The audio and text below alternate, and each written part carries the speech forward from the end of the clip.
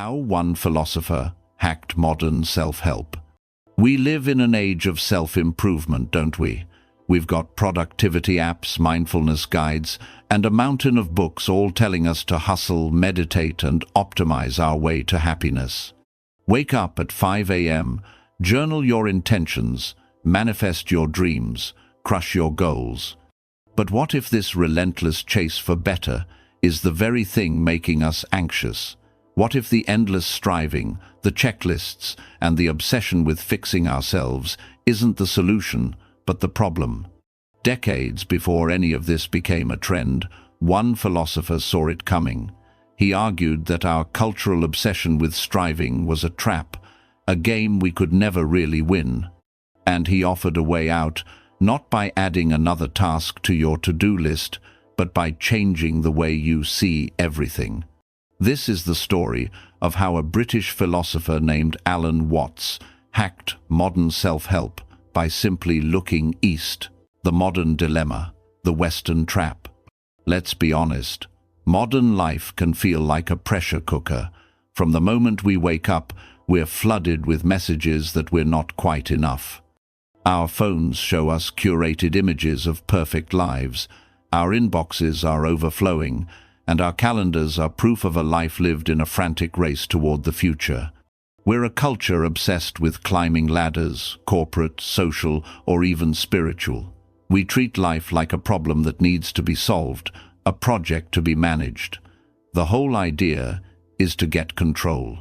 We think that if we can just organize our time perfectly, eat the right things, and follow the right 7-step plan, we can finally grab that prize, a secure, happy life. But this constant chase creates a deep, gnawing anxiety. The more we try to control every little thing, the more out of control we feel. The pressure to constantly improve sends a clear message. Who you are right now isn't good enough. So we're always on our way somewhere else, never really arriving where we are. We live in a state of constant waiting. We tell ourselves, I'll be happy when I get that promotion, or I'll be fulfilled when I find the perfect partner. As Watts pointed out, we end up living for a future that's just an idea, a ghost that disappears the closer we get.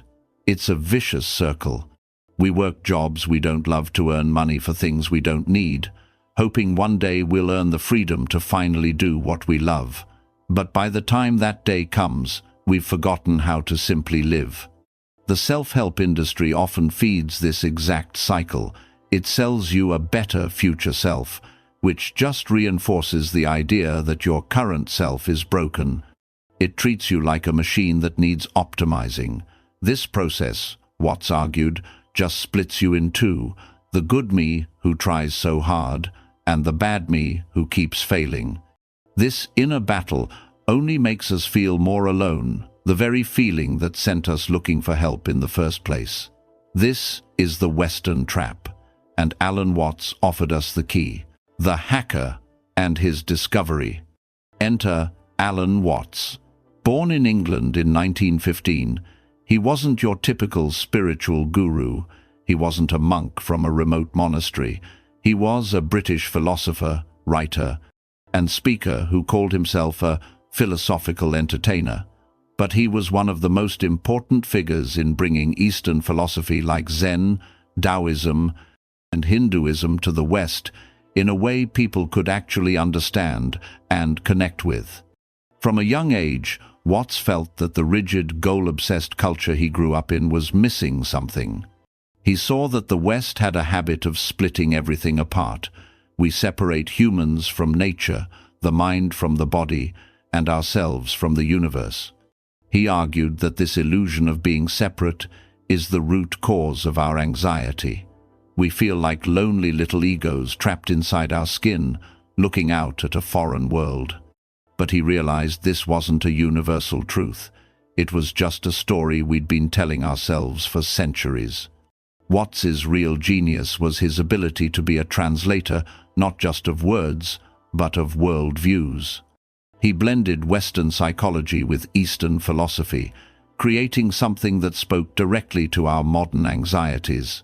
He saw that the problem wasn't that we needed to do more to be happy. The problem was that our whole idea of what happiness is, and even who we are, was flawed from the start. His core insight was this: our culture has become obsessed with symbols instead of reality. We chase money, which is just a symbol of wealth, not wealth itself.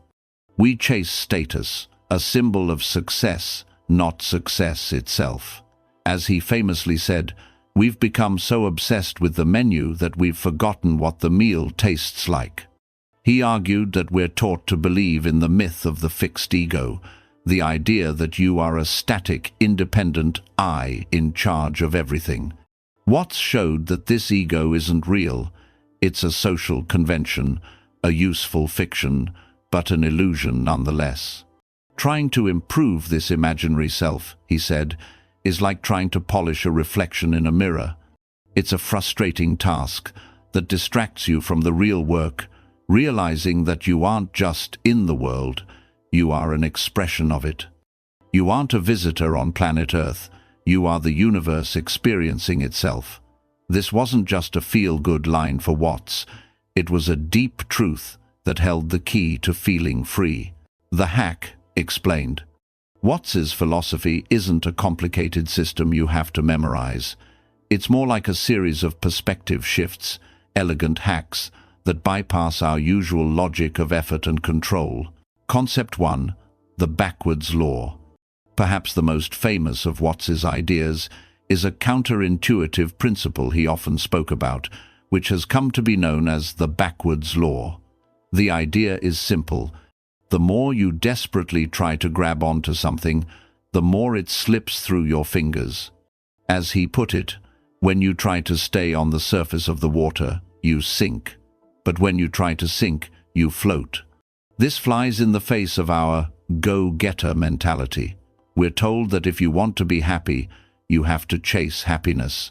If you want to be confident, you have to try to feel confident. Watts said this is precisely why so many of us are miserable. The frantic pursuit of happiness just makes you more aware of the fact that you don't have it. It's like trying to relax by gritting your teeth. The effort itself creates tension. Think about trying to fall asleep.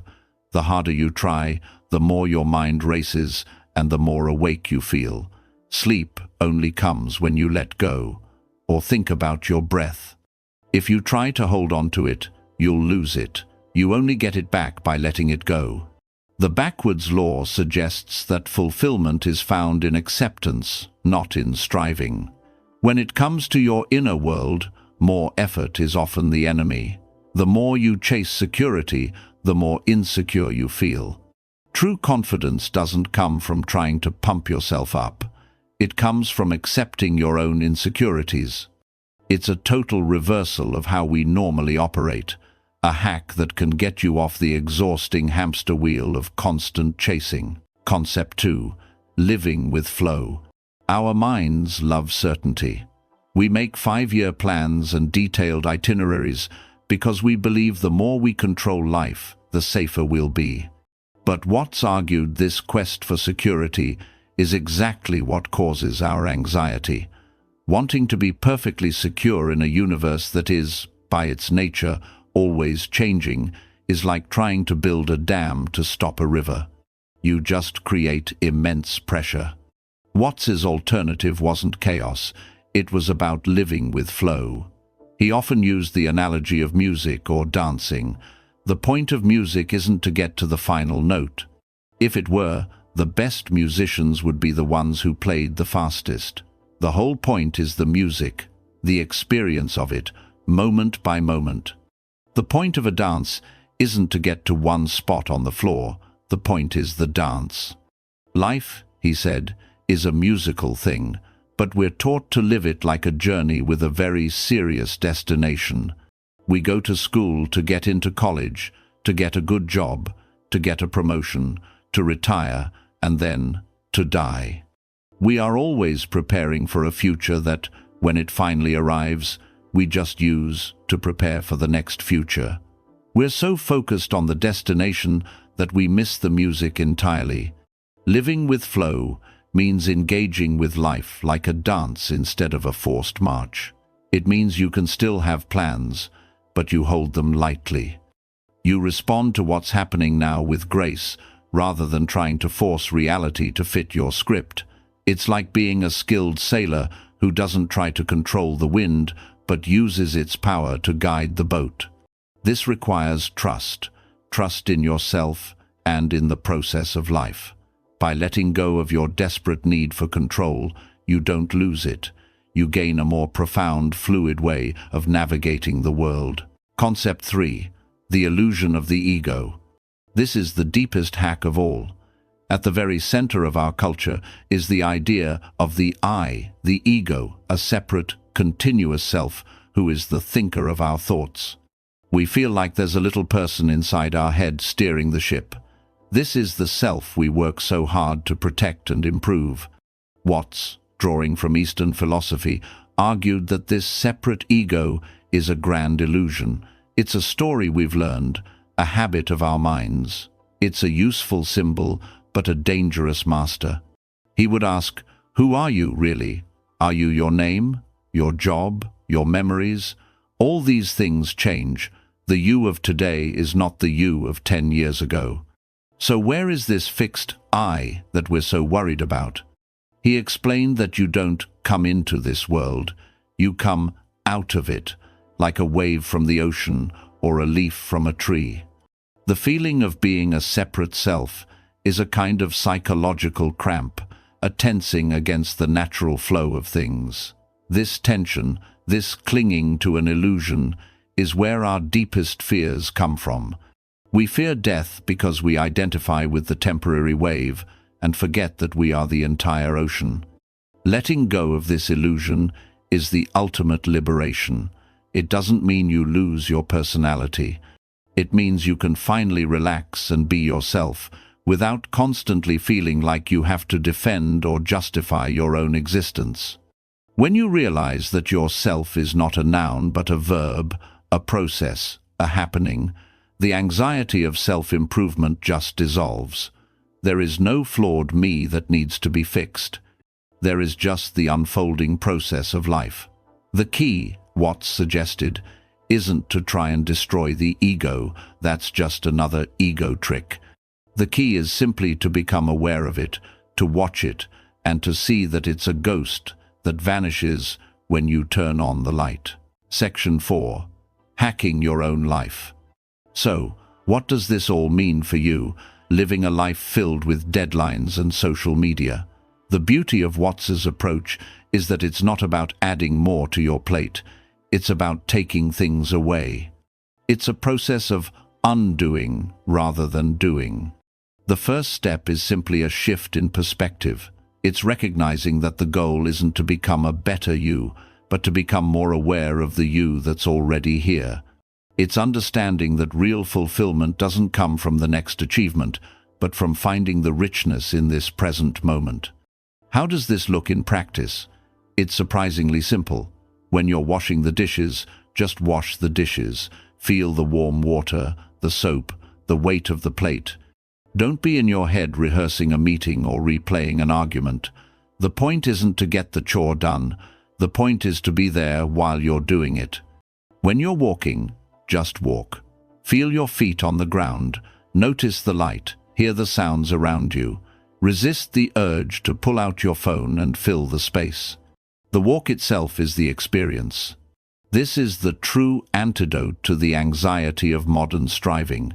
It isn't another item on your self-help checklist. It's a way off the hamster wheel entirely. You don't need to control your thoughts. You can learn to just observe them. You don't need to force yourself to be happy. You can allow yourself to feel whatever comes up, knowing it will pass. You don't need to find some grand meaning for your life. The meaning is found in the simple, vibrant act of being alive. It's about giving yourself permission to be human, to have flaws, and to not always feel happy. And in letting go of the fight against reality, you are finally free to dance with it. Conclusion. For decades, we've been on a frantic search for happiness, treating it like something we have to hunt down and capture. We've optimized, hacked, and hustled, and yet we seem more anxious and disconnected than ever. Alan Watts was a voice from the past who speaks to our present with stunning clarity. He was the philosophical hacker who saw the bug in our cultural code, the belief that we have to struggle to find security and meaning. He showed us that this struggle is the very source of our suffering. He didn't offer us a new way to win the game of life. He showed us that we could just stop playing that game altogether. His legacy isn't a set of rules, but an invitation. An invitation to let go, to embrace insecurity, and to wake up to the simple truth of the present moment. He reminded us that the point isn't to get to the end of the song, but to enjoy the music while it's playing. If this idea resonates with you, share your favorite Alan Watts quote in the comments below. What piece of his wisdom has impacted you the most? And if you want to explore more timeless wisdom for modern problems, be sure to subscribe and join the conversation.